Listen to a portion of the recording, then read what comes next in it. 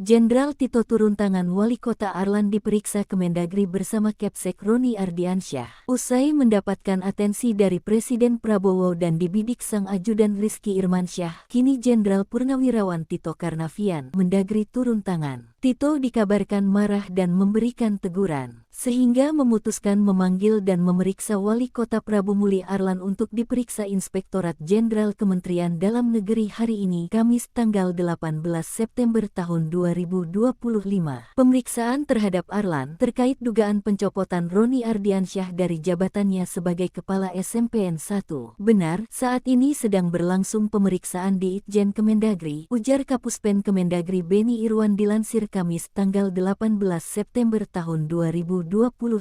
Selain Arlan, kata Beni, Kemendagri memeriksa Roni Ardiansyah. Nantinya mereka akan mengumumkan hasil pemeriksaan langsung hari ini. Pada saat yang sama juga dilakukan pemeriksaan terhadap kepala sekolah, dalam hal ini Kepala SMPN 1 Prabu Muli, jelasnya. Beni melanjutkan, soal akan ada hukuman atau tidak bakal ditentukan setelah pemeriksaan. Namun, belum bisa memastikan apakah ada pelanggaran atau tidak. Sebelumnya diberitakan, kepala sekolah di Kota Prabu Muli, Sumatera Selatan, disebut dicopot karena sudah menegur anak dari Wali Kota Prabu Muli. Arlan diduga membawa mobil ke sekolah. Bukan hanya kepala sekolah, Arlan juga mencopot security di sekolah itu. Setelah kejadian itu viral, Arlan pun telah memberikan klarifikasi dan meminta maaf serat menyebut berita yang beredar itu adalah hoaks. Arla sendiri menyampaikan permohonan maaf seusai hebohnya persoalan pemberhentian kepala sekolah ini melalui akun media sosial Instagramnya